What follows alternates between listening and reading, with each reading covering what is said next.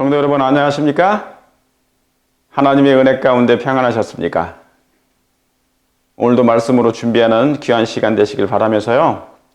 근데 오늘은 다니엘 12장의 10절, 11절에 있는 1290일과 1335일에 관련된 예언의 말씀을 같이 연구해 보도록 하겠습니다. 제가 어제 안식일에 이 말씀을 준비했는데요. 사실 굉장히 긴 내용입니다.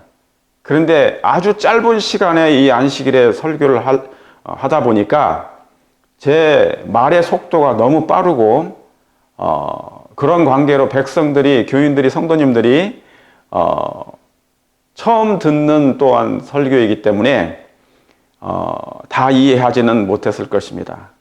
그래서 사실 예언은 한 번에 다 이해할 수 있는 것이 아니에요. 예언뿐만 아니라 성경에 있는 모든 진리의 말씀은 한 번 듣고 두 번 듣고 세 번 듣고 10번, 100번 계속 들어야만이 그때 비로소 깨달아지는 기별이 있는 것입니다. 어떤 말씀은 임봉이 되어 있는 말씀이지만 어떤 말씀은 때가 이르게 되면 그 임봉이 풀려서 오픈된 말씀이 될 것이에요. 이해할 수 있는 말씀이 될 것이에요. 그러나 성도들의 영적인 상태, 그들의 마음의 갈망이, 진리에 대한 갈망의 정도에 따라, 무슨 정도에 따라요? 진리를 갈망하는 정도, 진리를 갈망하는 정도에 따라. 여러분의 마음은 어떠십니까? 하나님의 진리를 사모하고 갈망하는 마음이 있습니까? 정말 이 말씀은 정말 깨닫기를 원한다. 이 말씀을 정말 알고 싶다. 그렇죠?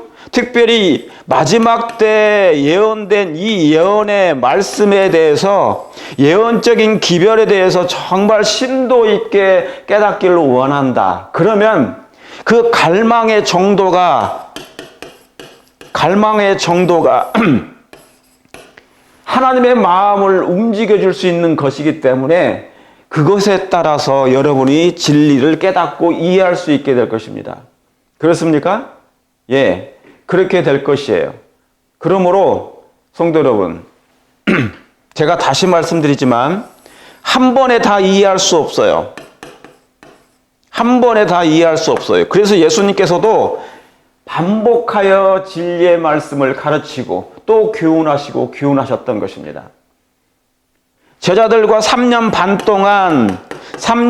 동안 복음을 전하시고 수많은 치료 사역을 하시고 진리의 말씀을 증거하셨지만 제자들은 여전히 오리무중 참된 진리에 대해서 깨달을 수가 없었어요. 그러죠? 그래서 예수님께서는 십자가에 죽임을 당하시고 무덤에 계신 다음에 3일 만에 부활하시고 나서 부활하셔서 40일 동안 제자들과 함께 성경의 진리의 말씀을 깊이 깨닫게 하는 특별한 반복 진리 연구가 있었던 것입니다. 그러므로 사랑하는 성도 여러분, 이 말씀을 이해할 수 없어 너무 어려운데요? 라고 해서 한 번에 깨닫지 못한다고 해서, 어렵다고 해서 포기하지 않게 되길 바랍니다. 다시 또 반복하여, 오늘 여기에 말씀이 나오겠지만 분명히 말씀을 읽는 자는 깨달게 될 거예요. 계시록 1장 3절에 뭐라고 기록되어 있습니까? 1장 3절에 이 예언의 말씀을 뭐 하는 자? 읽는 자들과 읽어야 돼. 성경을 읽어야 돼. 성경을 상고해야 돼. 너희가 성경에서 영생을 얻는 줄 생각하고 이 성경을 뭐하거니와? 상고하거니와. 이 성경이 곧 나에 대하여 기록된 것이라 그랬어요. 그러니까 상고하지 않으면, 연구하지 않으면 하나님의 성경의 말씀을 살피지 않는 한 깨달을 수 없게 돼요. 이 예언의 말씀을 읽는 자와 뭐 하는 자에? 듣는 자들과 그 가운데 기록된 것을 지키는 자들이, 여러분, 예수님께서 이 땅에서 인류를 죄로부터 구원하시는 것도 힘든 일이셨지만 엄청나게, 왜요? 십자가에 하나님이 죽으셔야 되니까 힘든 일이셨지만 저와 여러분, 그래서 주어진, 값없이 주어진 거잖아요, 구원이. 이 인류에게 구원이 값없이 주어졌기 때문에 마치 이 구원을 값없이 받을 수 있다고 생각하는 사람들은요, 잘못된 거예요. 왜요? 쉽게 구원이 얻어질 수 없어요. 왜요? 누가 살아있기 때문에. 사단 마귀가 살아있기 때문에. 그리고 사단이 살아있고요. 두 번째는 뭐예요? 우리의 본성이 죄된 본성이에요. 이 본성 자체가 죄된 본성이에요. 내가 예수님 믿자마자 침례를 받고 바로 성화되진 않아. 성화라는 것은 하늘에 가서 살 수 있는 형편을 얘기해요. 그런 영적인 상태, 품성의 상태가 성화라고 그래요. 이해하시겠습니까? 그렇죠. 그런데 이 성화된 품성이 되지 않는데 이 구원의 문제가 내가 성화되지 않았는데 하늘에 가서 살기 어렵잖아요. 예수님께서 우리에게 베푸신 그 구원은 너무너무 힘들도록 고통스럽게 이루어내셨지만 다 이루었다. 우리가 이 구원을 지키는 것도 쉽진 않아요. 왜요? 아까도 말씀드렸던 것처럼 사단이 살아있고, 두 번째는 또 뭐예요? 우리의 본성이 죄되다. 이 죄된 본성이 쉽게 변화가 안 되지 않습니까? 그러니까 끊임없이 뭘 할 필요가 있어요? 말씀을 연구할 필요가 있습니다. 그리고 말씀 속에서 예수님을 발견할 필요가 있어요. 그리고 예수님께 간구할 필요가 있습니다. 예수님 도와주시옵소서. 하나님의 은혜와 하나님의 은혜, 바라보는 자는 얻어요. 하나님의 은혜를 바라보는 자는 얻어요. 바라보는 자는 얻어. 예수님 봐야만이 그분의 품성을 알 수 있으니까. 그렇죠? 예. 그러니까 늘 바라보셔야 돼. 뭐를 통해서? 기도함으로. 또 하나는 말씀을 연구함으로. 하나님의 말씀을 상고하셔야 돼, 상고. 하나님의 말씀을 살피지 않으면 안 돼요. 특별히 예언의 말씀, 오늘 하게 될 이 예언의 말씀은 뭐예요? 그냥 듣는 것으로 만족하시면 안 돼요. 이해할 수가 없어요. 여러분의 마음 가운데 갈망하는 마음이 아주 진하게 매일 매 순간 있어야 돼. 누구처럼요? 사슴처럼, 목마른 사슴이 될 때 뭐를 찾아요? 예, 당연히 그걸 찾지요. 물을 찾지요. 그런데 여러분 마음 가운데 물이 갈망함이 없어, 갈급함이 없으면 성경을 상고하지 않게 됩니다. 그러면 깨달을 수도 없는 것이고 이해할 수도 없게 되는 것이에요. 이 말씀 꼭 여러분 생각하시고 기도와 말씀을 연구하시는 저와 여러분 되시길 간절히 바라겠습니다. 자, 오늘은 그래서 다니엘 12장에 있는 이 말씀을 하겠는데요. 먼저 다니엘서와 요한계시록을 연구하고 성경절들을 철저히 익히며, 참 선지자도 이렇게 얘기합니다. 그냥 다니엘서 예언서를 연구할 뿐만 아니라 그것을 성경절들을 철저히 익히라고 그랬어요. 그 가운데 기록된 뜻을 또 알아야 될 필요가 있다는 거죠. 큰 필요성이 있다. 그냥 필요성도 아니에요. 큰 필요성. 필요성은 필요성인데 아주 커. 그러면 이렇게 강조했으면 우리가 이 말씀을 염두에 두시고 그렇게 자세히 연구할 필요가 있어요. 자, 아시겠죠? 이 책의 진리들은, 다니엘서와 요한계시록의 책의 진리들은 말세에 사는 이들에게 증거되었다. 어디예요? 말세. 이 마지막 때에 사는 저와 여러분들에게 증거된 것이에요. 그걸 믿으십니까?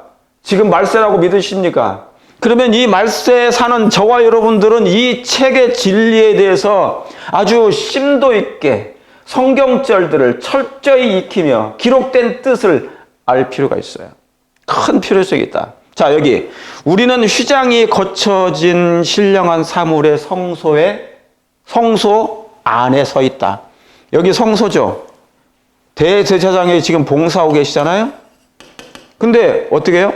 우리는 휘장에 휘장이 갖춰진 신령한 사물의 성소 안에 서 있다 그런 것이에요. 성소 안에. 성소 안에 있어야 돼요. 우리는 바깥에 서 있지 말아야 한다. 그런데 많은 사람들이 성소 밖에 서 있어요. 성소 바깥에 나와 있어. 진리 바깥에 있어요. 하나님 밖에 있어요. 기도를 게을리하는 것 다 바깥에 있는 거예요. 성소 바깥에 있는 것이에요. 하나님과 말씀을 게을리하는 것, 말씀을 철저히 성경절들을 철저히 익히며 상고하라고 그랬는데 그러지 않는 것은 전부 다 이 성소 바깥에 있는 거예요. 하나님 밖에 나가 있는 거예요. 거기에 서 있지 않게 되길 바랍니다. 저 바깥에 나가 있으면 세상에 있는 것이고 세상을 사랑하는 것과 될 것입니다. 그러면 세상과 동일하기 때문에 그 사람은 구원에 이르지 못할 것입니다. 결국에 이 말씀 염두해 주시고요. 자, 다니엘 12장 11절 12절에 있는 이 말씀, 제가 예언 연구 시리즈의 두 번째 말씀인데요. 오늘은 다니엘 12장 11절 12절에 있는 1290일에 대하여 오늘 연구를 좀 해보도록 하겠습니다. 1290일이 나와요.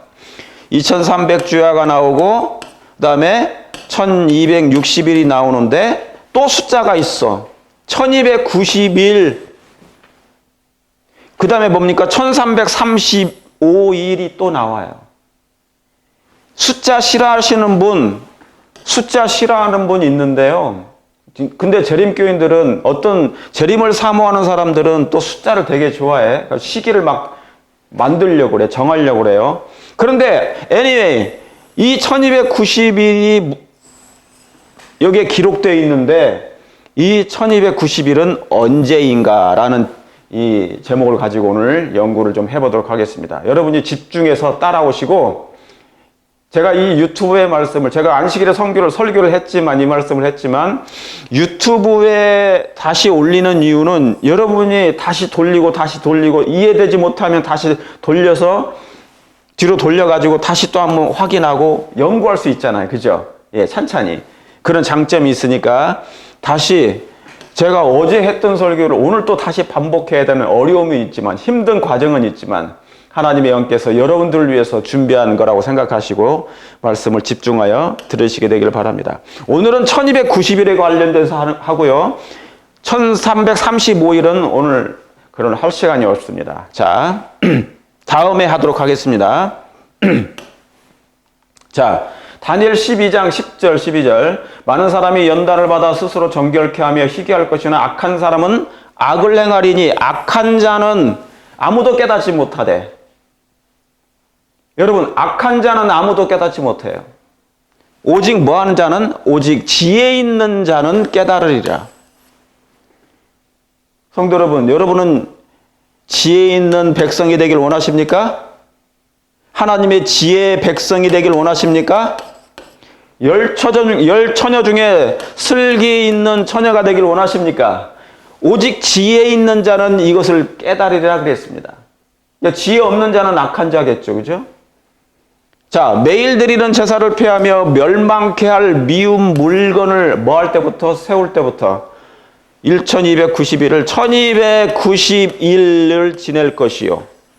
기다려서 1335일, 1335일까지 이르는 그 사람, 이때까지 이르는 그 사람들은 복이 있다는 것이에요.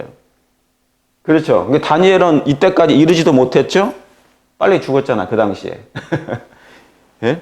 88세 이상, 예. 그때.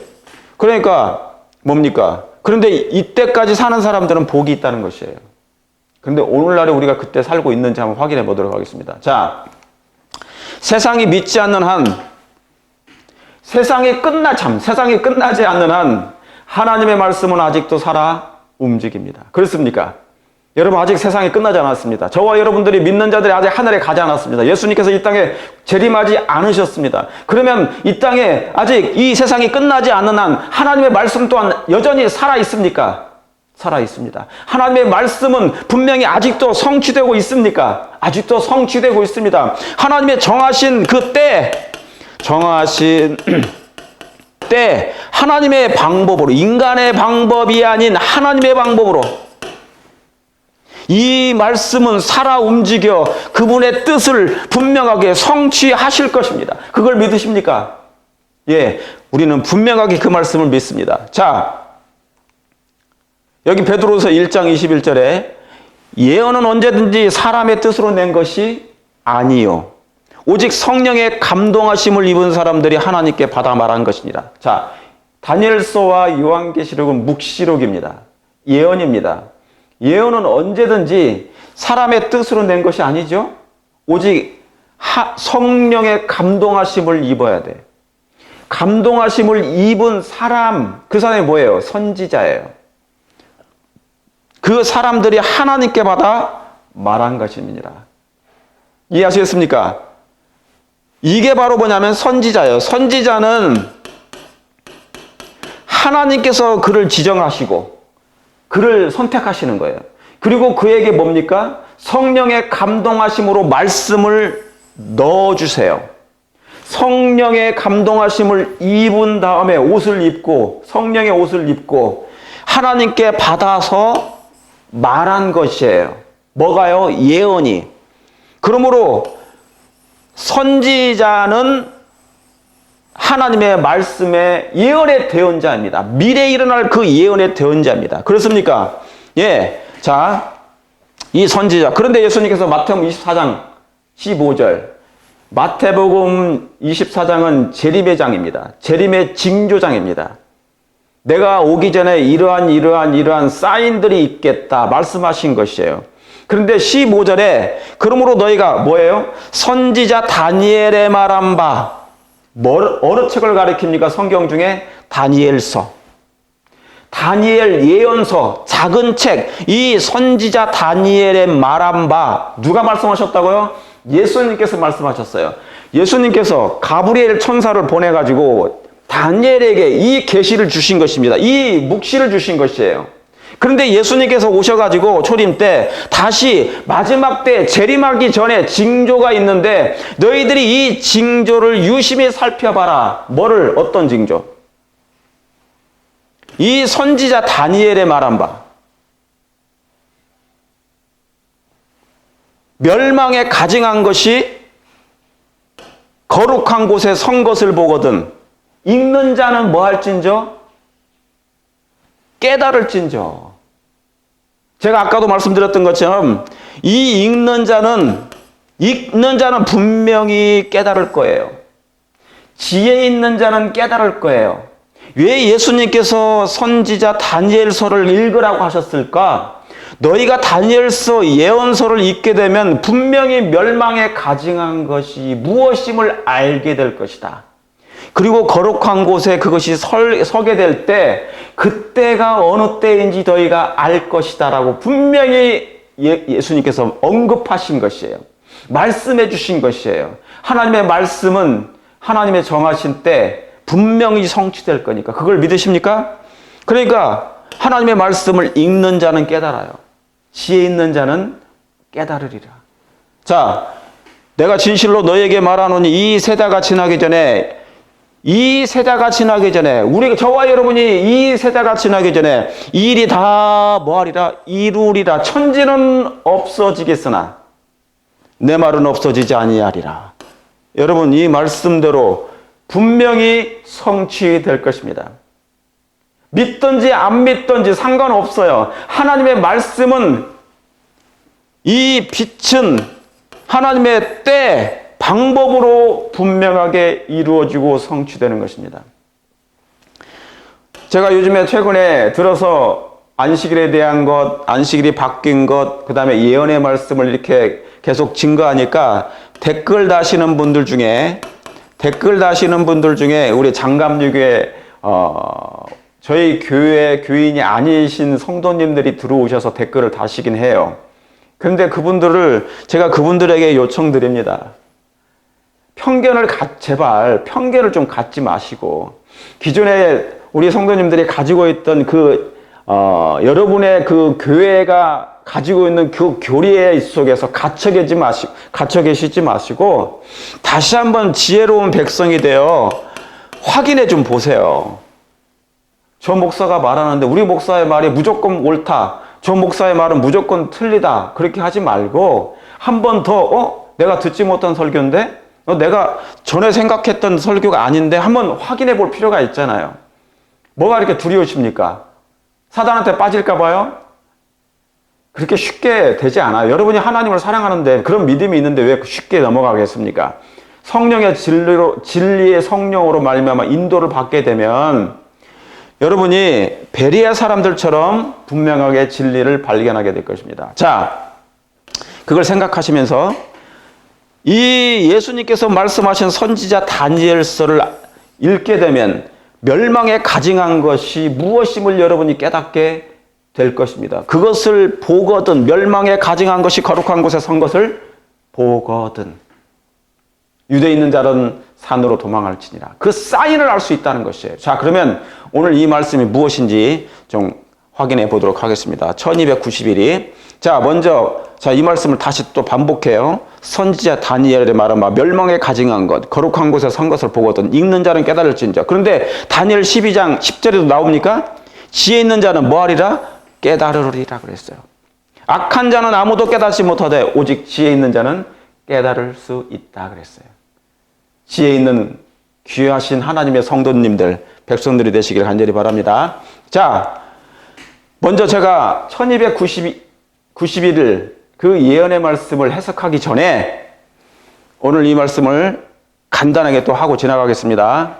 길지만 반복하여 여러분이 연구하시게 되기를 바랍니다. 이 말씀은 제가 전에 있던 설교를 했던 거예요.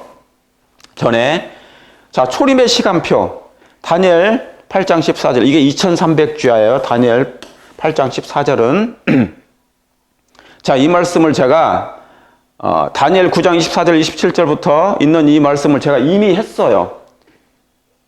다니엘 9장 듣지만 마시고 읽는 자와 듣는 자들과 기록한 것을 지키는 자들이 복이 있다 했어요. 때가 악하니라. 그러니까 제발 좀 읽으시라고요. 듣지만 마시고. 자, 다니엘 9장 24절에 내 백성과 거룩한 성을 위하여 몇 일에요? 70일에로. 제가 이걸 다 할 시간은 없어요. 오늘 1290일에 관한 예언의 말씀을 해석하는 거니까 이걸 할 시간 없어요. 대충 넘어가겠습니다. 이미 했기 때문에 70일에로. 자, 70일에 한 일에는 7일이죠. 그 다음에 뭡니까? 1일은 연일 원칙의 해석에 있어서 예언을 해석하는 데서 하루는 1년을 칩니다. 그래서 7 곱하기 뭡니까? 1년이니까 7년이죠. 근데 이것은 뭡니까? 70일이니까 70주 곱하기 7하면 490년이에요. 기한을 정해요. 누구를 위해서? 유대 백성을 위해서 70주, 70년, 뭡니까? 70주를, 뭡니까? 70일에를 기한을 딱 정해놔요. 은혜 기간을 아예 그냥 딱 정해놓은 거예요. 아시겠죠? 떼놓은 거예요. 이것은 이스라엘 백성을 위한 은혜의 기간이다. 예수님께서 떼놓으셨어요. 기한을 정하였나니 그러므로 예루살렘을 두 번째 예루살렘을 뭐하라는? 중건하라는 중건령이 날 때부터, 여기 날 때부터가 중요해. 날 때부터. 이걸 중요해요. 그러니까 그때부터 뭐를 계산하라는 거예요? 다니엘 8장 14절 2300주야가 시작된다는 것이에요. 이해하시겠습니까? 그제야 성소가 정결하여지리라 그랬어요.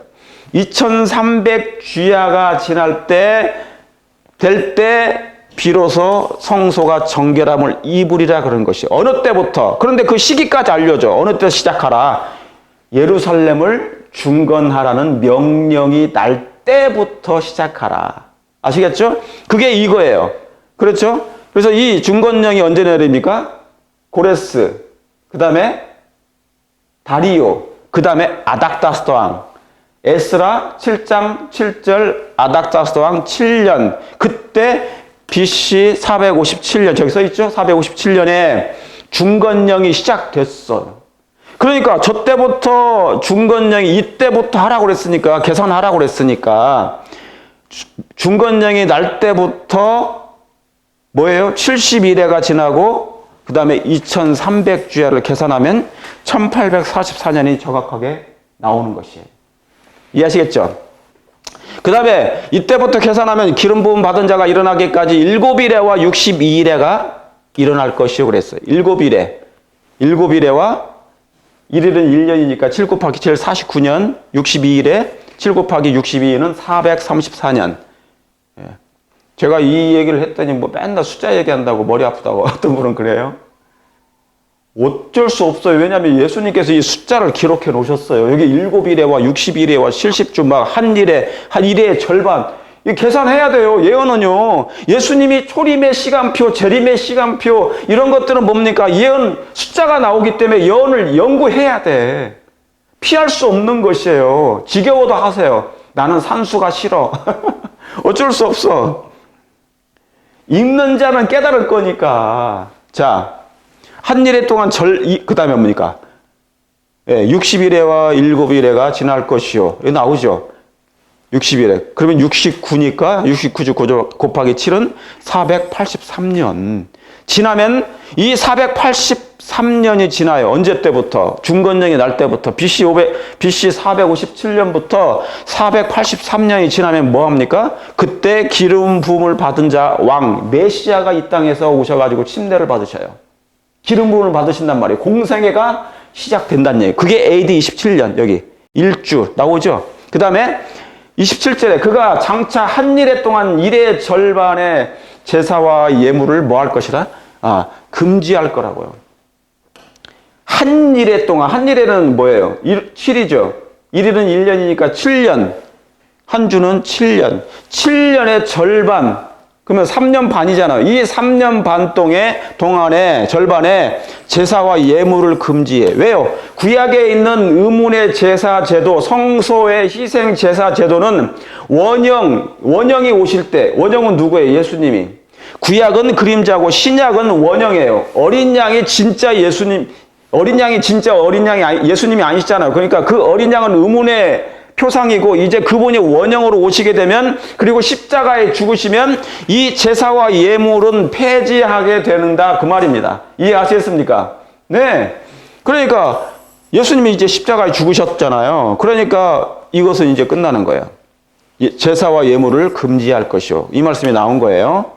자, 그런 다음에 이게 AD 31년에 예수님께서 십자가에 죽임을 당하셨어요. 그리고 70일에 마지막 3년 반이 남았잖아요. 여기 그 일의 절반에 예수님이 공생애를 하시고 3년 반 동안 공생애를 하시고 십자가에 죽으신 다음에 이제 승천하시고 뭡니까? 부활하시고 승천하신 다음에 마지막 3분의 1, 3년 반이 남았어요. 이게 뭐냐면 그래도 예수님을 유대 백성이 예수님을 죽였어도 그들에게 은혜를 베푸시는 것이에요. 그래서 사도들을 통하여 복음이 유대인들에게 먼저 복음이 증거됩니다. 너희는 먼저 예루살렘과 유대와 사마리아와 이미 진리를 알고 빛을 받았던 그 율법을 가지고 있던 백성들에게 또 한 번 은혜의 기간을 주시는 기간이 그 일의 마지막 절반에 주시는 것이에요. 그래서 AD 34년에 스데반을 돌로 쳐서 죽인 후에 이 70일에 기한이 정한 490년이 끝나버리는 거예요. 누구를 위한? 유대 백성을 위한. 내 백성과 내 거룩한 성을 위하여 70일에로 딱 떼어놓은 기간이에요. 얼마나 오랜 동안 그들에게 은혜의 기간을 주신 것입니까? 490년 동안이나 이스라엘 백성들을 위해서 은혜의 기간을 주신 것이에요. 놀라운 것입니다. 그런데 그들이 예수님을 죽이고 사도들을 핍박했을 때 드디어 복음이 이제 이방인에게로 증거하기 시작한 것이에요. 자, 그런데 오늘 제가 이제 하는 것은 이 부분이에요. 1260년, 538년, 1798년 이 부분을 제가 하겠습니다. 다니엘 7장 25절에 있는 이 말씀을 가지고 이것을 한 건데 자, 이 말씀을 오늘 하는데요. 이 말씀을 제가 집중적으로 이 부분을 하겠어요. 어느 시간? 1290일 대한 예언의 시간을 한번 우리가 찾아 연구해 보도록 하겠습니다. 자, 그러기 전에 먼저 다니엘 9장 27절에 그가 장차 많은 사람으로 더불어 한 일에 동안 언약을 굳게 정하겠고. 자, 아까 그 말씀을 다시 반복하는 거 이거 27절 9장 다니엘 9장 27절에 있는 그가 장차 한 일에 동안에 이거 제사와 예물을 금지할 것이요. 이 내용을 다시 제가 지금 쓴 거예요. 언약을 정하겠고 그가 그 일의 절반의 제사와 예물을 금지할 것이요. 그래서 예수님께서 십자가에 죽으심으로 이게 이제 모든 의문의 제사가 다 폐지된 거예요. 금지할 것이요. 이제 그 다음 뭡니까? 잠포하여 미운 물건을 세울 것이라 그랬어요. 자, 이 부분이에요. 자, 이 부분을 기억해 주세요. 뭐예요? 미운 물건을 설 것이요. 설 것이요. 미운 물건이 날개를 의지하여 설 것임이라고 그랬어요. 자, 이거 기억절입니다. 이 미운 물건이 무엇일까? 아까 예수님께서 다니엘 24장의 15절에 선지자 다니엘의 말한 바 멸망에 가증한 것이 거룩한 곳에 선 것을 보거든 그래죠. 비슷한 얘기예요. 이 미운 물건이 설 것이며 그런 것처럼 멸망에 가증한 것이 설 것이며 똑같은 얘기예요. 그러니까 다니엘서를 연구해야만이 안다는 얘기잖아요. 자, 그러니까 이것을 기억해 두세요. 왜냐하면 이것을 기억해 두셔야지 나중에 이제 1292일에 관련된 말씀을 이해할 수 있어요. 자, 이제 그럼 마지막 때를 알리는 시점, 그 시기는 언제인가? 시작점은 언제인가? 마지막 때를 알려주는 때가 있어요. 이 예언의 말씀에 다니엘서에. 자, 먼저 그래서 여러분 다니엘서를 읽어보시면 8장 끝을 읽어보세요. 다니엘은 2300주야에 관련된 것을 알고 그걸 듣고 계시를 받고 막 울고 2주 동안 금식을 하면서 이게 과연 무슨 뜻인가? 이 말씀을 깨닫고 싶어서 갈망하고 혼절해 버립니다. 막 당신의 하나님의 백성들이 다 멸망당하고 막 죽을 것 같고 파멸당할 그런 지경에 이르니까 그 계시를 받으니까 이게 무슨 말씀인지 패닉 상태에 빠지는 거예요. 그래서 다니엘의 관심은 어느 때에 관심이 많다? 마지막 때에 관심이 있었어요. 과연 그게 뭔가 언제인가 그 마지막 때가. 그리고 2300주야의 때가 이르더니 성소가 정결함을 입으리라. 이 말씀이 도대체가 언제인가 막 이것에 대한 뭡니까? 의문, 궁금증, 알고 싶은 마음, 갈망, 깨닫고 싶은 마음. 그런데 혼절해버려. 스스로 감당하지 못하니까. 자, 그래서 다니엘 12장에 이렇게 하나님께서 가브리엘 천사를 통해 알려주십니다. 다니엘 12장 4절에 다니엘아, 그 마지막 때는 이때다. 다니엘아, 마지막 때까지 네가 이 말을 좀 간수해라. 이 글을 좀 봉함하라. 너가 살아있는 동안에는 이 계시를 네가 받았어도 이해하지 못할 거야. 왜? 이것은 인봉된 거니까. 아직 오픈된 말씀이 아니다. 왜요? 먼 미래 얘기니까. 그때는 네가 깨달겠지만 너는 잠들 것이다. 잠들기 전에는, 죽기 전에는 너는 깨닫지 못할 거야. 자, 그 말이에요. 이거를 봉함하라. 내가 들은즉 다니엘이 들은즉 그 세마포 옷을 입고 강물 위에 서 있는 자가, 이건 가브리엘 천사가 이제 전해주는 계시예요. 가로되 반드시 마지막 때는 언제라고요? 한때, 두때, 반때를 지나야 된다. 그러면 마지막 때가 시작된다. 마지막 때가 반드시라는 표현을 써요. 반드시 지나야 돼. 언제요? 한때, 두때, 반때를 지나야 돼. 그리고 성도의 권세가 다 깨어지기까지 하면 그때부터 마지막 때가 될 거라. 그렇게 되면 이 모든 일이 다 끝나리라 하더라 그래요. 아, 여기에 보니까 뭐예요? 마지막 때는 여기 분명히 언제라고요? 반드시 이 표현이 되어 있어요. 이 반드시 한때, 두때, 반때를 지나야 된다는 것이에요. 그러면 마지막 때가 시작되고 성도의 권세가 다 이제 끝날 것이다. 핍박과 박해가 이제 괴롭힘을 당하는 것이 끝날 것이다. 누가? 하나님의 백성들이. 그러니까 다니엘아, 마지막 때는 그때까지 너는 살지를 못해.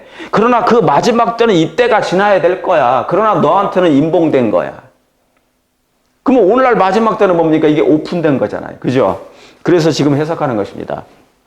이해하시겠습니까? 그러니까 마지막 때를 알리는 그 시점은 언제예요? 반드시 한때, 두때, 반때가 지나고 성도가 다 깨어져야 돼. 그러면 마지막 때가 시작되는 것이에요. 아시겠습니까? 자, 다니엘 7장 25절에 이제 이걸 비교해 봅니다. 그가 장차 말로 지극히 높으신 자를 대적하며 또 지극히 높으신 자의 성도를 뭐예요? 괴롭게 해. 누가요? 이 작은 뿔이. 로마 교황이에요. 작은 뿔은 로마 교황이에요. 오늘 보시면 알아요. 괴롭게 할 것이요. 그가 또한 때와 법을 변개코자 할 것이며. 저기 성도는 그랬죠. 그의 손에 붙임받아요. 제가 이미 때와 법을 변개코자 한 이 말씀은 전에 있는 설교, 안식일을 변개시킨 자, 그 제목이 나와 있죠? 예. 거기에 나와 있습니다. 이미 지난 영상에 나와 있어요. 때와 법을 변개코자 할 것이며 성도는 그의 손에 붙임받아요. 나와 있잖아요. 언제를 지나리라? 한때와 두때 반때를 지나리라 그랬어요. 자, 성도를 괴롭게 할 것이요. 이 로마 교황이. 그 다음에 성도는 그의 손에 붙임받아요. 반드시 한때, 두때, 반때를 지내리라. 그러니까 성도가 권세가 막 깨어져. 괴롭힘을 당하고 단두대, 화형주의에 죽임을 당하는 게 박해를 당해서. 누구에 의해서요? 이 로마 교황, 작은 뿔에 의해서 이런 엄청난 시련을 받게 되는 것입니다. 그런데 성도가 그의 손에 붙임받아야 한때, 두때, 반때를 지나리라. 그러면 뭐가 온다? 마지막 때가 드디어 시작될 것이라는 것이에요.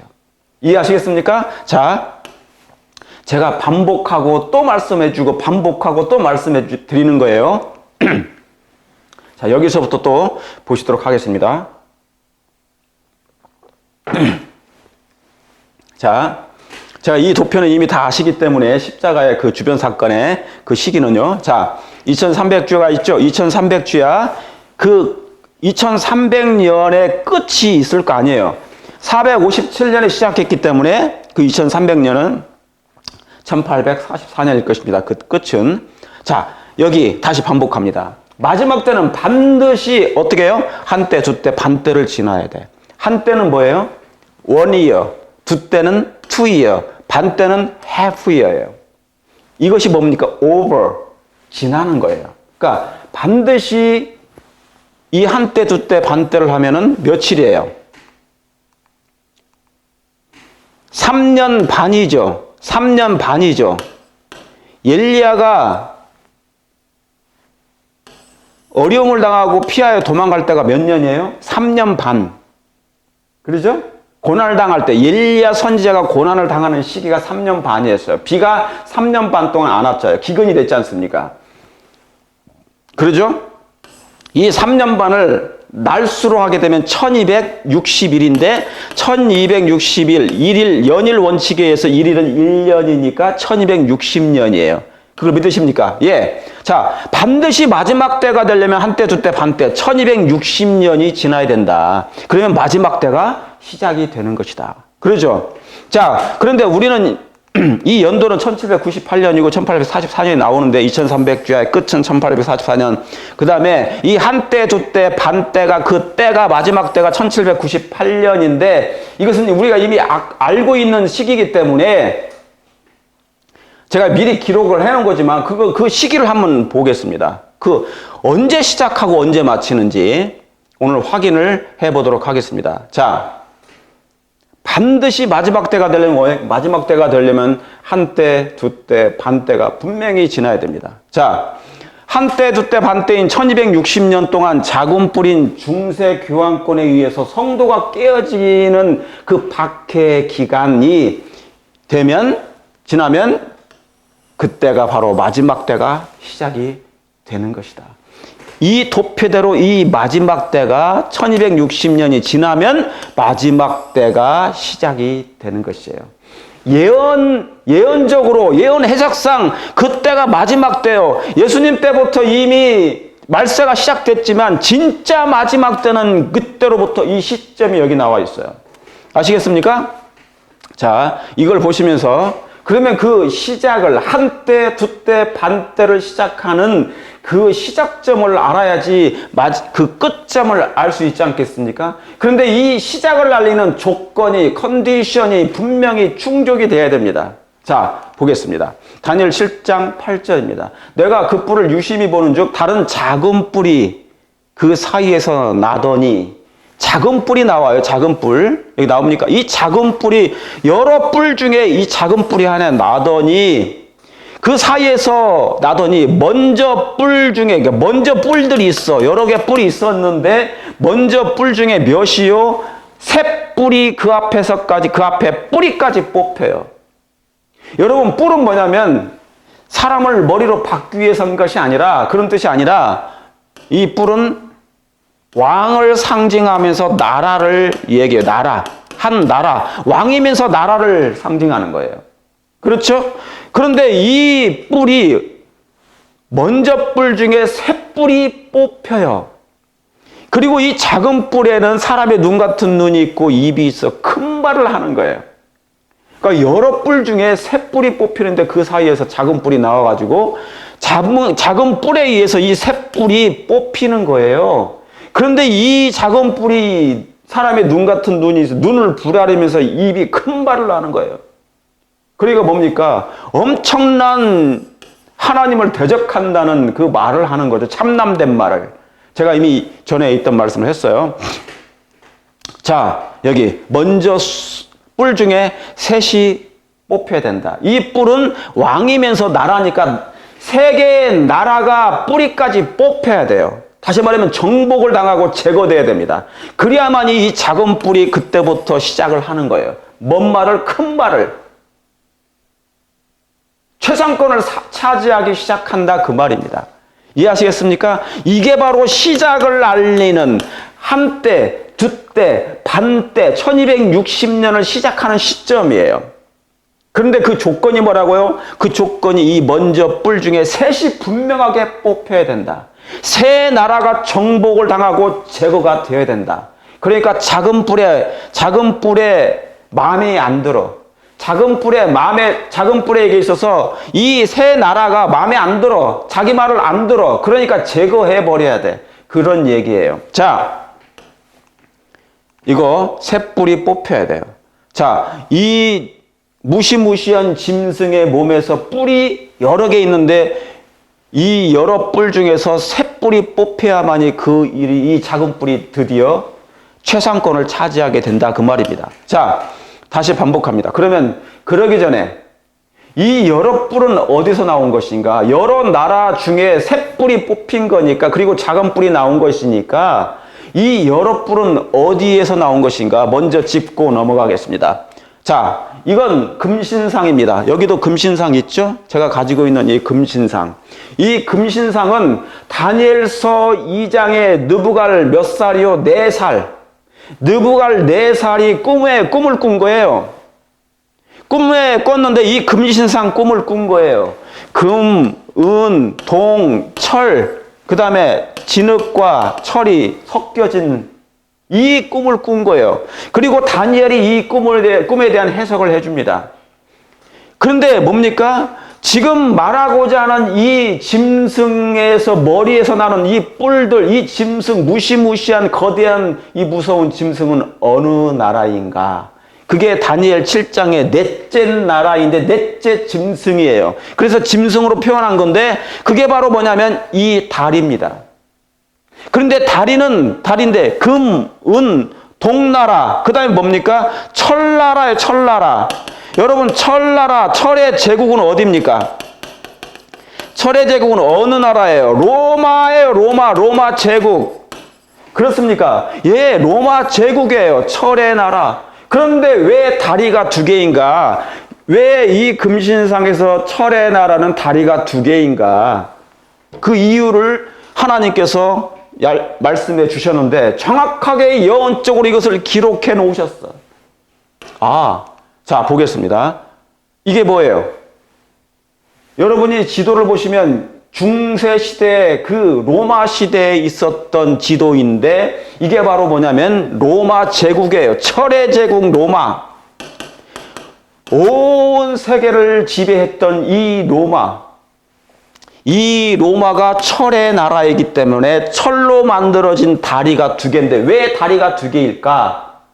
왜 예언의 꿈에 왜 이 다리가 두 개인 것을 보여주셨을까? 그것은 뭡니까? 이 로마가 언제요? 4세기 후반에 게르만 민족의 대이동으로 말미암아 어떻게 됐어요? 예, 그 철의 제국 국경이 붕괴되기 시작합니다. 뭘로 말미암아? 게르만 민족의 이동으로 말미암아서 북방에 있는 게르만 민족이 내려옴으로 말미암아 이 로마 제국이 힘을 잃어버리기 시작해요. 철이 힘을 다 해버렸어. 철이 아니야. 그러면서 뭡니까? 395년에 뭐예요? 서로마와 동로마로 이 동서로 분양되기 시작합니다. 동서가 나누어지게 돼요. 양분됩니다. 어느 나라가요? 이 로마 제국이 두 나라로 쪼개집니다. 동로마 서로마라고. 그래서 정확하게 이 예언대로 하나님께서는 금신상에 철은 철인데 철이 두 다리로 나누어진 것을 얘기해요. 놀랍습니까? 아, 이 예언은 놀랍습니다. 그때가 언제라고요? 395년이에요.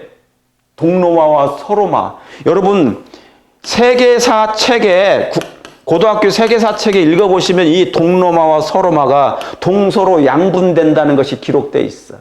이건 역사적인 사실이에요.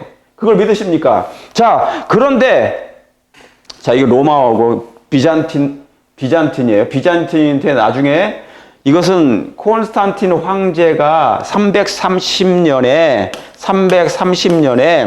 수도를 로마에서 저 비잔팀으로 옮깁니다. 그리고 수도 이름을 콘스탄티노플로 개명을 합니다. 그래서 제가 써놓은 거예요. 자, 그래서 이제는 로마 황제, 동로마 황제는 이 로마는 힘을 잃어버리고 완전히 힘을 잃어버리고 로마 뭡니까? 로마 교회 감독이 로마 황제의 자리를 차지하기 시작하면서 아버지라는 이름의 뜻을 가진 뭐예요? 아버지라는 이름의 뜻을 가진 포프. 이게 뭐예요? 교황이에요. 포프라는 이 뜻은 아버지라는 뜻을 가지었는데 이것을 교황, 포프로 합니다. 그래서 로마 교회 감독이 이 교황이 그 자리를 차지하게 됩니다. 어떤 자리를요? 로마 황제, 동로마 황제의 자리를 차지하게 돼요. 누가요? 교회 로마 교황이. 그러니까 종교가 정치를 밀어내버린 것이죠. 그렇죠? 그래서 로마 교황 포프가 나타나기 시작합니다. 등장하기 시작한 것이에요. 그런데 여기 395년에 동로마와 서로마가 분열되고 드디어 뭡니까? 로마 제국 AD 476년에 서로마가 멸망을 당하는데 어디에서요? 게르만 민족인 하나의 그 부족 중에 하나가 헬루리 그 대장 군대 대장 오토와 게르에 의해서 서로마 제국이 멸망을 당합니다. 언제요? 476년에. 그래서 이 서로마가 멸망한 후에 이게 뭡니까? 드디어 철의 제국이 붕괴되고 이 로마가 멸망하면서 결국 열 발가락 시대. 여러분, 이게 뭐예요? 여기에 보면 동로마 서로마가 있는데 이 로마가 망하면서 여기에 열 발가락이 있죠? 동상의 열 발가락은 10개의 나라가 있다는 거예요. 다시 말하면 이제 로마가 멸망하면서 서로마가 멸망하면서 이 유럽이 10나라로 열국으로 나누어지게 된다 그 말입니다. 이해하시겠습니까? 이게 바로 뭐냐면 게르만 민족이 나라를 나누어 가진 거예요. 이게 바로 뭐냐면 오늘날의 유럽입니다. 그 당시에 유럽이었고. 이해하시겠습니까? 아, 이렇게 정확하게 느부갓네살을 통하여 하나님께서 꿈을 보여주시고 금신상을 통하여서 이 세상의 각 시대마다 하나님께서 열국들이 일어날 세상 마지막 때까지 세상을 뭡니까? 세상의 열국들을 예언해 놓으셨어요. 사건들을 예언해 놓으셨습니다. 그래서 각 나라의 흥망성쇠를 하나님께서 정확하게 예언해 놓으신 것이에요. 얼마나 정확합니까? 그렇죠? 그런데 자, 여기 이것을 다시 한번 반복합니다. 제가 왜 이 말씀을 드렸어요? 아까 무시무시한 짐승에서 여러 개의 뿔이 있다 그러는데 이 뿔이 어디서 나온 것인가라고 설명하기 위해서 제가 지금 좀 전에 이 말씀을 한 거예요. 아시겠죠? 로마 제국, 철의 제국, 그러니까 이 철의 제국을 무시무시한 짐승, 넷째 짐승으로 표현했어. 그런데 게르만 민족이 대이동으로 함으로 서로마가 멸망하면서 이 열국인 유럽의 나라 10나라로 이제 쪼개져 버린다 그 말입니다. 그래서 유럽의 나라가 생겼는데 이것을 표현하기 위해서 그렇게 한 거예요. 저 무시무시한 짐승은 로마였는데 거기에 10뿔이 있었다. 10나라 10뿔이 있었는데 그 중에 3개가 뽑혀요. 여기 새 뿔이 뽑히면서 그 작은 뿔이 나오면서 새 뿌리가 뽑혀야 돼. 왜요? 로마 교황이 세상을 지배하고 최상권을 차지하기 위해서는 자기에게 적대적인 자기의 말을 듣지 않는 새 나라가 뭐예요? 새 나라를 정복해야 돼. 제거해야 돼. 누구에 의해서?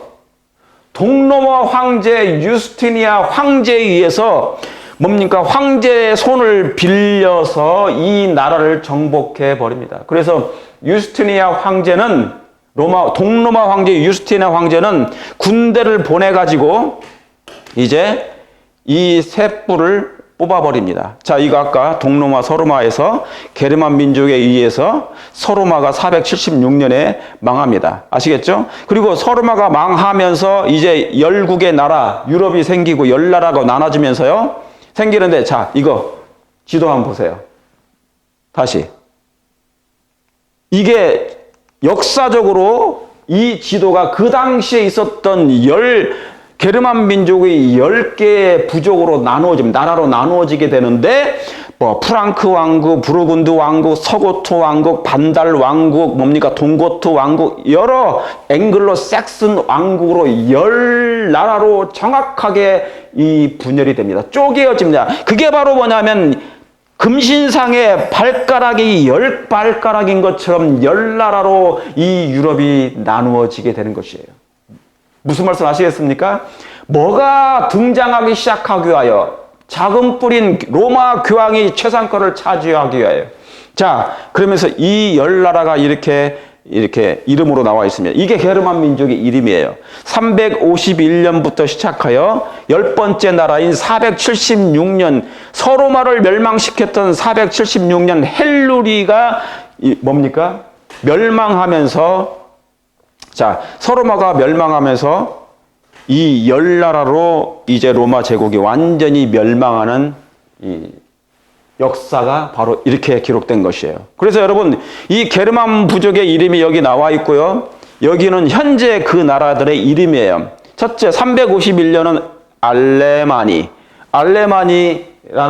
그 게르만 민족의 이름이었는데 현재 그 나라 이름은 독일이에요.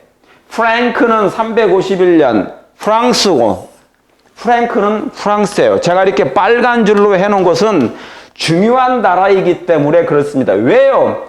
그 10뿔 중에 새 뿔이 뭡니까? 뿌리까지 뽑힌다 그 말입니다. 뽑힌다는 것이에요. 그렇죠? 그러니까 새 뿌리가 뽑힌다는 것은 새 나라가 정복되고 제거된다는 걸 얘기해요. 왜요? 이 교황권, 로마 교황권의 최상권에 반대하는 세력이 있는데 그 반대하는 세력을 제거하기 위해서 그런 것입니다. 그게 바로 이게 빨간 줄이 있는 건데요. 자, 그리고 이 이름들이 다 있어요. 부르군디는 스위스고, 수에비는 포르투갈이고, 반달 나오죠? 보름달이 아니고 반달. 이 반달은 아프리카예요.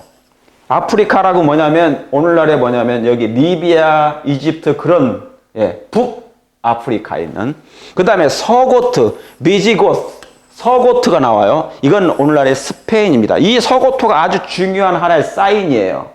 이 서고트가 멸망해야만이 이제 예언이 성취되는 것이에요. 그리고 마지막으로 동고트, 이것도 중요합니다. 이 동고트가 그 다음에 헬루리가 나와요. 이렇게 해서 게르만 민족이 이 로마 제국이 멸망당하면서 서로마가 멸망하면서 10나라로 쪼개지기 시작한 것이 이게 바로 유럽입니다.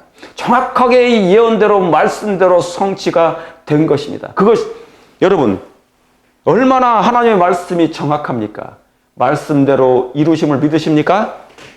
예. 자, 그러면 이 시작을 알리는 이 조건이 이제 충족이 된 것이에요. 그래서 이 작은 뿔 로마 교황이 뭡니까?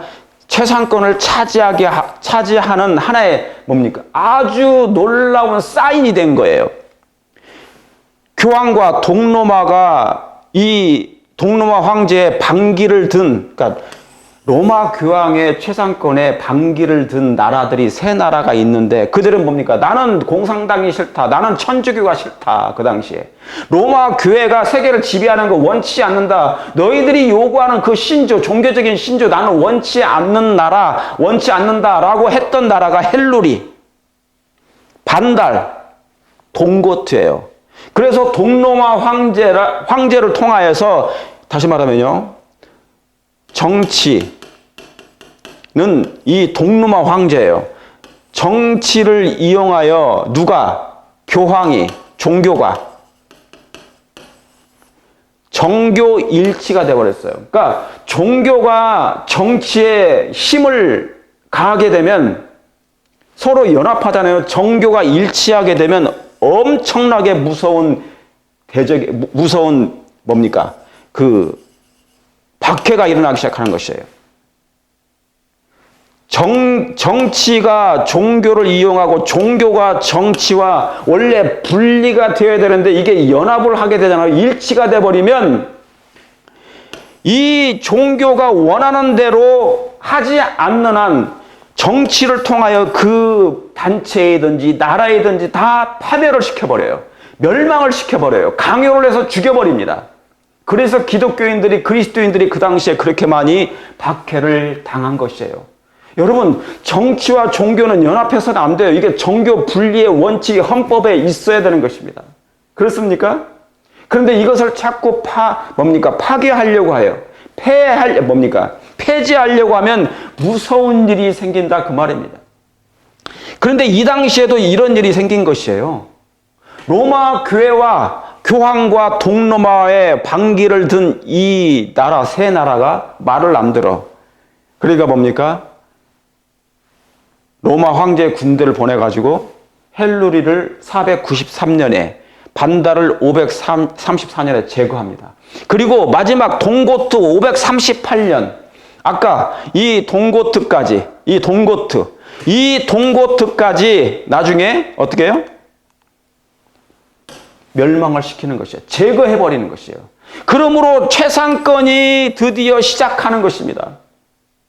성가신 이 세 나라 로마 중세기 로마 교황권의 확립을 위해서 최상권에 등극하기 위한 것인데 이 등극을 반대하는 회방하는 이 나라들을 제거하고 새 뿔이 뽑힘으로 말미암아 드디어 교황권이 확립되기 시작하는 것이에요. 그게 바로 538년이었습니다. 이해하셨습니까? 정확하게 예언대로 성취된 것이에요. 이건 세계사의 역사에 분명히 기록되어 있어요.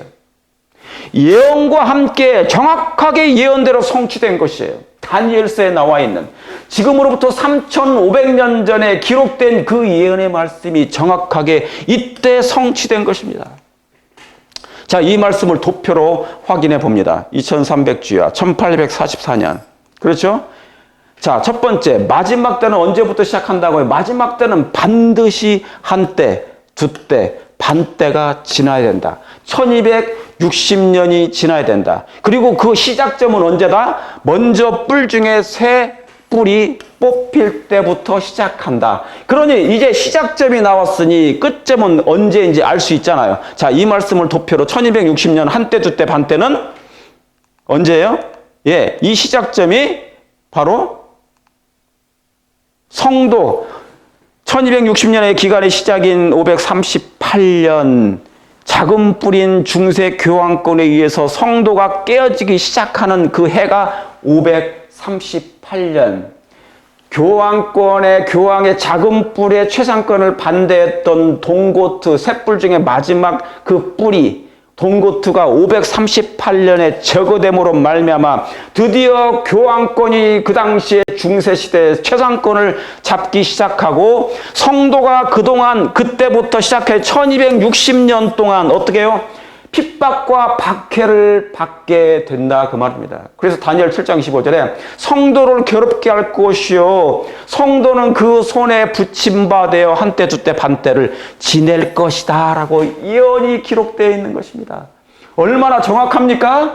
얼마나 정확한지 모릅니다.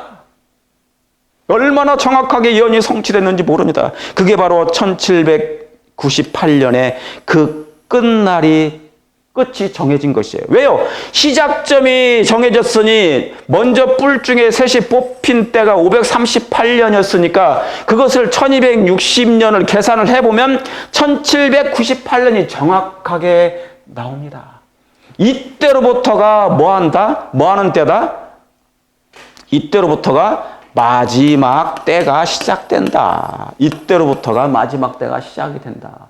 정확합니까? 아, 정확합니다. 마지막 때는 그때인 것이에요. 자, 그러면 이제 1260년 외에 우리 한때 두때 반때를 이제 연구했어요. 이제 알았죠? 시작과 끝이 언젠지.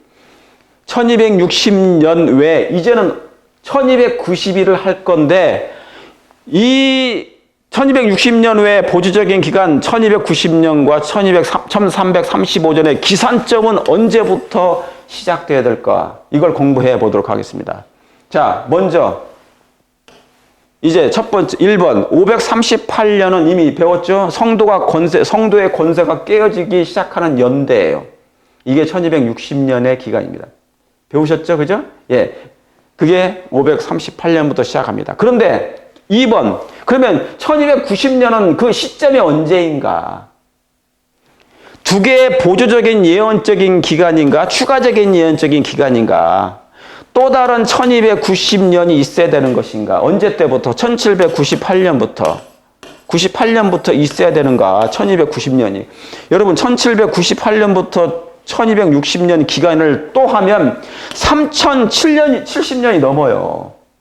이건 아니다. 이상하다. 그러면 문자적으로 1291인가 3년 7개월인가 이것도 좀 이상하다. 뭐예요?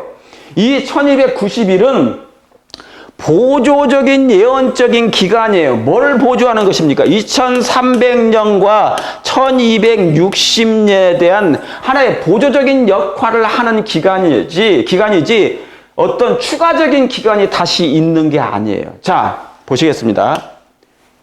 이 둘의, 자, 그러면 1290년 마이너스 1260년 하면 몇 년이 차이 납니까?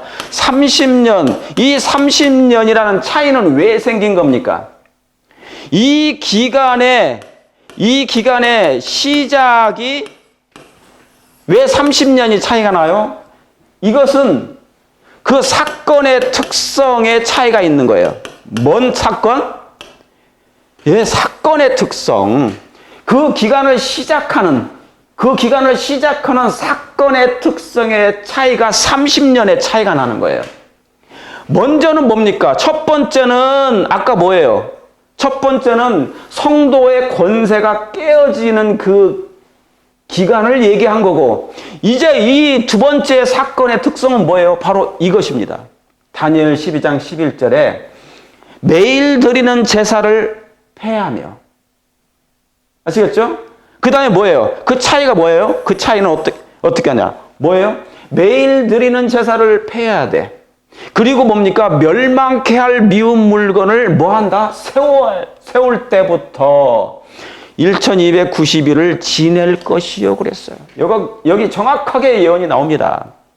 자, 매일 드리는 제사를 폐하며, 여기서 뭐냐면 여기서 제사를 폐한다 이 말은 뭐냐면 타미드, 영속적인 성소 봉사를 얘기하는 것이에요. 다시 말하면 뭐냐면 여러분 매일 드리는 제사를 폐한다. 멸망케 할 미울 물건을 폐한다. 이건 뭐예요?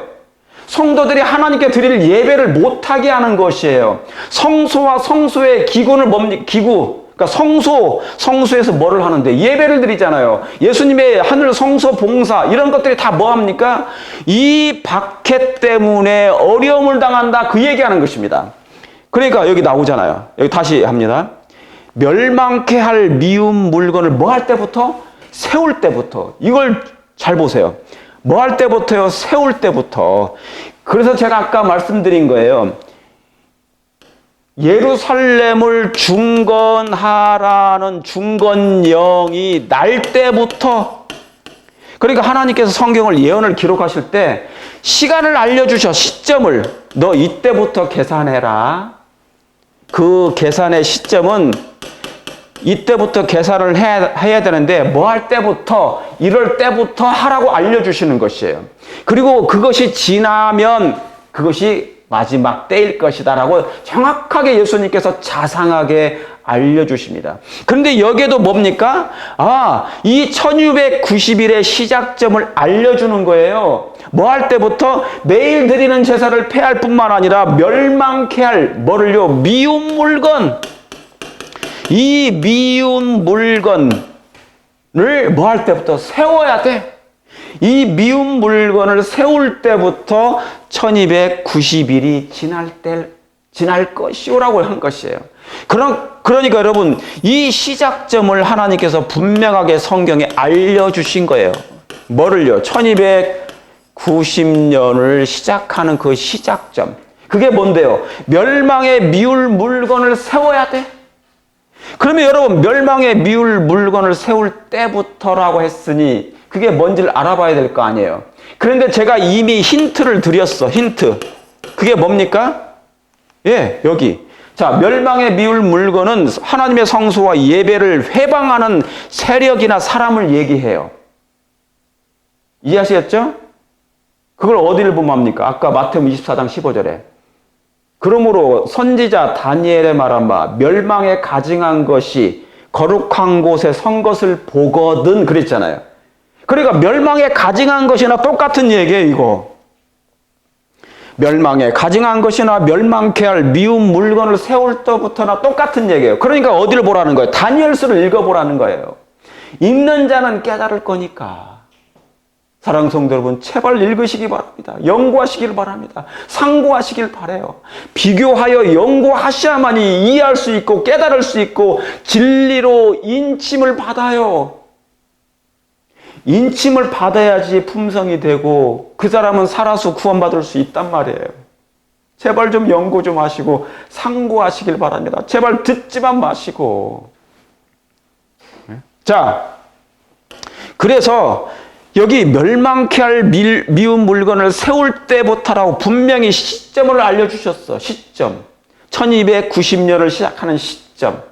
그런데 보니까 이게 새로운 얘기가 아니에요. 예수님이 이미 얘기해 주신 거야. 멸망에 가증한 것. 다니엘 9장 17절에 아까 나오죠?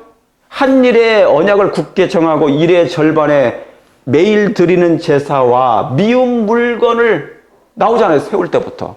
이게 그 말이야, 그 말. 그 말씀이에요. 이게 바로 뭐냐면 처음에는 아시는 것처럼 멸망에 가증한 것, 유대 당시에 유대 나라의 멸망에 가증한 것이 에워쌀 때가 몇 년이었어요? AD 70년에 로마가 예루살렘을 에워싸므로 드디어 그 유대 나라가 멸망을 했잖아요. 분명하게 누가복음에 그렇게 기록되어 있어요. 그 멸망에 가증한 것은 그 당시에 로마 제국이었다. 다시 말하면 이교 로마. 그런데 이교 로마 제국이 소로마가 멸망함으로 말미암아 게르만 민족이 내려와서 멸망함으로 그때 뭐예요? 이제는 작은 뿔이 등장하는 거예요. 로마는 없어졌지만 로마 교황이 등장하기. 로마 교회가 등장했고 이 로마 교황이 세계를 지배하는 교황, 다시 말하면 최상권을 지배하기 시작한 것이에요. 이게 바로 뭐냐면 이 멸망의 미움 물건이 그때부터 세워진 거예요. 이해하시겠습니까? 이교 로마에서 교황 로마로 바뀌는 과정이에요. 그게 바로 뭐라고요? 멸망의 미움 물건을 세울 때부터. 여러분 계시록 13장에도 이 짐승이 나오는데 계시록 13장을 읽어보세요. 이 짐승은 참담된 말을 하고 큰 말을 가졌다고 그랬어요. 그게 어느 나라입니까? 어느 종교입니까? 어느 세력입니까? 그건 바로 로마 교황이에요. 하나님을 대적하는 자야. 이해하시겠습니까? 예, 바로 그 나라, 뭡니까? 그 머리예요. 작은 뿔. 자, 다시 반복합니다. 여기 다니엘 9장 27절에 그가 장차 많은 사람과 더불어 한 일에 동안 언약을 굳게 정하겠고 그가 그 일의 절반의 제사와 예물을 금지할 것이며 예수님 십자가 죽으신 다음에 그 이후에 잠포하여 미운 물건이 날개를 의지하여 설 것이라. 이 미운 물건이 뭐라고요? 아까 기억하라고 그랬죠. 기억절. 이거. 이게 이제 뭐냐면 이교 로마에서 로마 제국에서 이제 교황 로마로 바뀌는 거예요. 이게 왜요? 로마가 멸망했으니까. 그 다음에 교황이 최상권을 차지하기 시작하는 때. 그래서 성도의 권세가 깨어지는 그때. 이게 바로 이 미운 물건이 세워지기 시작하면 1290년이 시작되는 시점이라 그 말입니다. 이해하시겠습니까? 자, 이것을 이제 도표로 확인해 보면 이때요. 이미 한때, 두때, 반때의 시작과 끝이 정해졌어요. 언제? 538년에 시작되어 1798년이 이게 1260년이 한때, 두때, 반때가 딱 정해졌고 이때로부터 마지막 때가 시작된 것이에요. 이때부터 다시 마지막 때가 이렇게 시작된 것이에요. 언제요? 반드시 한때, 두때, 반때가 지날 때 마지막 때가 시작된다고 분명히 예언이 되어 있기 때문에 이 말씀대로 하니까 1798년부터 이미 마지막 때가 시작이 됐고 그 시점은 538년 동고트가 멸망하고 제거된 이후에 이제 작은 뿔이 성도의 권세를 깨뜨리는, 성도를 괴롭히고 박해하는 때가 1260년 동안 분명하게 예언대로 성취가 된 것이에요. 분명합니까? 분명합니다. 여러분 반복하여 이 말씀을 여러분이 뒤로 돌리고 돌려서 이 유튜브 말씀을 듣게 되길 바랍니다. 자, 그리고 이제 1291은 사건의 특성이 차이가 있죠. 그건 뭐예요? 이제는 1260년은 성도의 권세가 깨어지는 때를 시작하는 때를 얘기했지만 이건 뭐예요? 뭐가 세워지는 거예요? 이건 미운 물건을 세울 때, 멸망의 미운 물건이 세울 때부터 시작한 건데 이미 연도가 나와 있기 때문에 1798년을 이거 역산하게 되면 1798년에서 1290년을 빼요. 1798년에서 1290년을 빼면 몇 년이 나옵니까? 508년이 나와요. 정확하게 이 508년이 이 기간이에요. 아시겠죠? 왜요? 다른 기가 아니야. 멸망의 미운 물건이나 다 비슷한 얘기예요. 멸망에 가증한 것이나 새로운 단어가 아니에요. 다니엘 9장 17절, 다니엘 11장 31절 다 그 말이에요. 그러니까 로마에서 시작되고 로마 교황권으로 시작된다는 것을 언급하기 위하여 반복적으로 예수님이 말씀해 주신 말씀이에요. 그런데 1290년은 언제요? 미운 물건을 세울 때부터 그것을 역산해서 계산해 보니 508년이 나오는 것이에요. 이해하시겠습니까? 정확하게 508년이 나왔는데 이때로부터 계산을 1290년을 하니까 정확하게 몇 년이 나와요? 1798년이 나오는 것이에요. 이때로부터 마지막 때가 시작되는 것이에요. 이게 얼마나 정확한 예언입니까? 왜 그렇습니까? 이때가 뭐를 얘기하는 건데, 예? 마지막 때를 가르쳐 주기 위하여 다니엘에게 하나님께서 이렇게 분명하게 보조적인 기간을 다시 한번 연장해서 기록해 놓으신 것이에요. 아시겠습니까? 추가적인 연대가 아니라 보조적인 이 2300년, 1260년에 대한 보조적인 하나의 역할을 해주는 또 다른 1290년, 30년의 차이를 하나님께서 보여주신 이유가 바로 이것이었어요. 그러면 이 508년 미운 물건이 세워질 때가 무엇인가라는 우리가 알 필요가 있지 않습니까? 바로 그걸 알아보겠습니다. 미운 물건을 세울 때 이 508년은 과연 언제인가? 왜 이때가 무슨 일이 생겼는가? 어느 해인가? 자, 그러면 서기 508년은 어떤 때인가? 508년, 이때는 어떤 일이 있었는가? 어떤 일이 일어났는가? 먼저 서기 476년에 서로마가 멸망을 당했는데 이 서로마를 멸망시킨 게르만 민족이 있었어요. 그런데 게르만 민족 중에 가장 강한 게르만 부족 중에 하나가 프랭크 왕국입니다. 이 프랭크, 이건 세계사에 나와요. 세계사에 나옵니다. 역사에 나옵니다. 프랭크가 있었는데 이 프랭크 왕이 누굽니까? 클로비스 왕이 있었어요. 그런데 이 클로비스 왕 프랭크가 몇 년이요? 496년에 다른 게르만 부족의 아주 강한 다른 게르만 부족 중에 하나가 알라마니, 아까 여러분 게르만 부족 제가 이름 10나라 이렇게 기록했잖아요. 그렇죠? 거기에 있잖아요. 그 10나라 중에 이 나라가 독일이에요. 독일. 오늘날로 이름은. 이 알라마니라는 게르만 부족과 전쟁을 합니다. 누가요? 클로비스 왕이. 프랭크 왕 클로비스 왕과 이 알라마니와의 전쟁을 벌여서 승리하게 되는데 하나님의 도심과 능력으로 그가 승리함으로 감사해서 그 감사함으로 말미암아 그들이 결심한 게 뭐냐면 그리스도교로 개종을 합니다. 누구와 함께? 왕과 함께 병사 3,000명이 그리스도교로 개종을 해요. 그리고 세례를 받습니다. 세례를 받아요. 이 당시에 그리스도교란 천주교입니다. 로마교회 천주교회로 개종을 하는 것이에요. 그 당시에는 그거밖에 없었으니까.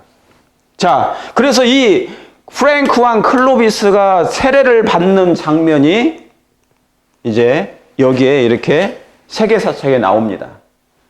이 프랭크 왕, 오늘날의 프랑스 왕 중에 클로비스라는 왕이 있는데 이 왕이 알라마니 독일과 전쟁을 벌여가지고 승리한 기념으로 뭡니까? 세례를 받게 돼요. 그리고 병사 3,000명과 함께 세례를 받게 됩니다. 그리고 개종을 하죠. 개종. 그의 아내는 천주교 신자입니다. 그의 아내 또한. 놀라운 일이 일어납니까? 자, 그런 다음에 이 클로비스 왕이 그리스도교로 개종한 이후로 로마 교회는 일대 쾌거를 가지게 됩니다. 쾌거였고 천군만마를 얻게 됐어요. 왜요? 대부분의 그리스도교로 개종한 대부분의 게르만 민족들이 다 아리우스파, 아리안주의였어요. 이 이 아리안주의는 발음도 안 되네. 아리안주의는 무슨 파예요? 그리스도의 신성을 부인하는 파예요. 다시 말하면요, 천주교 교리를 원치 않아. 나는 공산당이 싫다는 거예요. 나는 천주교 종교적인 신조를 원치 않는다. 그게 뭐예요? 아리안주의예요. 그런데 이 아리안주의와 적대적인 관계를 가졌던 대부분의 게르만 민족들이었어요. 왜요? 그들이 그리스도교로 개종했지만 아리안주의는 싫어해. 그런데 그 중에 하나가 어느 게르만 민족이었냐면 서고트였다 그 말입니다. 그리고 여러분, 대부분의 그리스도교로 개종한 대부분의 게르만 민족들이 다 아리우스파였는데, 그래서 로마가 그 이단이라고 하는 그 아리안주의였는데, 이 프랑크 왕국의 왕이 개종하는 것은 일대 쾌거일 뿐만 아니라 천군만마를 얻은 것과 같은 것이었어요. 누구에게? 예, 로마 교황에게, 로마 교회 입장에서는 엄청난 일이었습니다. 이게 자기 편이 된 거잖아요. 그렇죠. 이 힘 있는 프랑크 왕국 중에 이 클로비스 왕이 개종을 했고 천주교인이 됐고 이제 그러면 뭡니까? 엄청난 힘을 가지게 되는 것이죠. 이로 말미암아 그래서 이 프랑크 왕 클로비스가 507년 서기 507년 그 강한 아리안주의 서고트와 일대 전쟁을 벌입니다. 이게 성전이라고 그랬어요. 그래서 서고트와 프랑크는 전쟁을 함으로 전쟁에서 이 프랑크 클로비스가 승리합니다. 이 승리한 결과로 그 수도를 파리로 옮겨요. 그래서 오늘날 그 파리가 파리예요. 프랑스 파리, 엘페탑 그 있는. 그래서 클로비스는 파리의 수도를 옮깁니다. 그러므로 그때로부터 시작하여 이 프랑크 왕국은 중세 교황권의 터전이 됐고, 아시겠죠? 다음해인 508년에 다음에 508년 정확하게 서기 508년 이 클로비스는 동로마 황제로부터 집정관의 칭호를 받습니다. 컨설이라는 이 집정관, 영사관, 집정관의 칭호를 얻고요. 중세 교황권과 파트너로서 그 공식적인 입지를 확고히 확립합니다. 그때가 언제예요? 508년이었어요. 이때가 뭐냐면 이 중세 교황권의 놀라운 부흥이 시작이 된 것입니다. 누구에 의해서? 이 프랑크 왕의 클로비스에 의해서. 이제는 로마 교황을 대적할 나라가 없어진 거예요. 그리고 정교 일치의 교리가 확립돼 버렸어요. 그러니까 여러분, 정치와 종교가 연합하면요, 문제가 되는 것이에요. 엄청난 그리스도인들이 박해를 받게 되는 것입니다. 그 로마 교회가 원하는 그 교리대로 순종하지 않으면, 명령대로 따르지 않으면 그 모든 나라든지 기독교이든지 그 나라는 개인이든지 상관없어요. 다 박해를 받아 죽어 마땅합니다. 멸망을 당할 수 있어요. 죽게 될 수 있습니다. 이게 바로 그런 것이에요. 그러니까 여러분, 참으로 놀라운 일이 벌어진 것이에요. 뭐가요? 이 그 당시에 프랑크인데 지금은 프랑스가 중세 교황권의 부흥의 시작이었어요. 그게 508년이에요. 그리고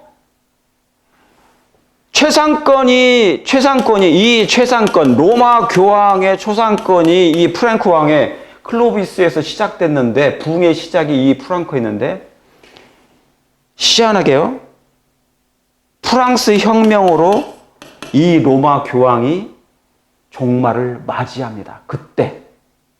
희한하죠? 프랑스에서 흥한 자, 프랑스에 의해서 행한 자, 프랑스에 의해서 망해버리는 그런 이상한 아이러니한 사건이 이때 벌어지는 것이에요. 아시겠죠? 이게 바로 이제 그 그림입니다. 그래서 이게 그 당시에 프랑크 왕국이 508년에 서고트는 어디입니까? 그 당시 오늘날의 스페인이에요. 이 스페인을 제거하고 534년에 반달 왕국, 오늘날의 리비아, 아프리카 북쪽에 있는 이 반달 왕국을 제거하고 538년에 동고트를 멸망시킴으로, 제거함으로, 정복함으로 말미암아 드디어 로마 교황의 최상권이 시작이 된 것이에요. 그게 바로 뭐냐면 1290년 멸망의 미움 물건을 세울 때부터 1290일을 지날 것이라는 그 예언이 정확하게 성취되는 것입니다. 미움 물건을 세울 때부터 508년 중세 정교 일치 체제가 확립되고 로마 교황이 최상권을 차지하고 이제 세상을 지배하고자 종교 암흑 시대가 된 것이에요. 이때로부터 1290년이 됐고, 그 끝점이 1798년이 되어 마지막 때가 시작된 것이에요. 그러니까 1260년 한때 반때의 시작과 끝이 계산이 나오니까 뭡니까? 1290년에 시작이 바로 508년으로 시작해서 마지막 때 1798년으로 정확하게 맞춰지게 되는 것입니다. 그러니까 뭡니까? 이 1290년은 분명하게 30년의 차이가 나지만 이것은 보조적인 하나의 30년의 차이인 것이다. 아, 얼마나 정확한 예언입니까? 반드시 한 때, 두 때, 반 때가 지나고 마지막 때가 시작되고, 그렇죠? 예. 그리고 셋불이 뽑힘으로 538년에 뽑힘으로 그 성도의 권세가 꿰어지기 시작하는 때가 됐는데 1290년의 시작은 이제 그 특성, 사건의 특성이 미운 물건이 세울 때부터가 시작되는 그 시점이 508년이 되어 1290년을 하니까 1798년이 정확하게 계산이 맞아 떨어지게 되는 기간입니다. 사랑하는 성도 여러분, 왜 이 예언이 이렇게 중요할까요? 막 이 숫자, 저 숫자 얘기만 나오니까 머리가 지근지근해, 막 아파와. 하나님께서 왜 숫자를 예언 속에 넣어놓으셨습니까? 왜요? 정확하게 예수님의 재림을 위하여 준비하라는 것입니다. 그 때를 바라보고 그 시대에 살아가는 백성들이 정확한 예언의 때를 알고 지혜롭게 준비하라는 거죠. 지혜롭게 준비하라고. 오직 지혜 있는 자는 그것을 뭐하리라? 깨달으리라. 1335일은 제가 나중에 하겠습니다. 다음 시간에 하도록 할 거예요. 그러므로 사랑하는 성도 여러분, 하나님의 말씀은, 예언의 말씀은 하나님의 정하신 때 하나님의 방법으로 분명하게 정확하게 성취된다는 것을 아시겠습니까? 믿으시겠습니까? 예, 믿게 되길 바랍니다. 여기 마태복음 24장 34절 35절에 내가 진실로 너희에게 이르노니 이 세대가 지나기 전에 이 일이 다 이룰 것이에요. 천지는 없어져도 그분의 입술에서 나오신 내 말은 없어지지 아니하리라. 여러분이 믿든지 안 믿든지 하나님의 말씀은 그 말씀의 뜻을 이루시기 위하여 오늘도 이 순간도 빛의 말씀처럼 그 시간을 통과하고 있는 것입니다. 정확하게 그 성취가 그때가 되면 이루어질 것이요. 그리고 예수님의 재림의 때가 정확하게 이제 언젠간 오시게 될 것입니다. 그분의 재림을 맞이할 준비가 여러분 되셨습니까? 사랑하는 성도 여러분, 이제 말씀을 줄이면서 이 예언의 말씀을 깊이 깨달으시고 오직 읽는 자는 깨닫는다는 그 말씀의 복을 꼭 받게 되길 바라면서 오늘 이 말씀을 줄이도록 하겠습니다. 네, 기도합니다. 하늘에 계신 아버지 하나님, 주의 거룩한 영께서 복잡하고 긴 이 예언의 말씀들을 아버지여 마음에 성령을 통하여 듣게 하시고 또한 상고함으로 개인적으로 상고함으로 깨달아 알게 해주셔서 지금 우리가 살고 있는 내가 살고 있는 이 시점이 어느 때인지 분명하게 알게 해주심으로 지혜롭게 하나님의 말씀을 연구하며 예수님을 바라봄으로 강구함으로 우리 예수님의 재림을 맞이하는 지혜로운 다섯 처녀가 꼭 될 수 있도록 꼭 인도하여 주시옵기를 구주 예수님의 이름으로 간절히 기도 올려옵나이다. 아멘.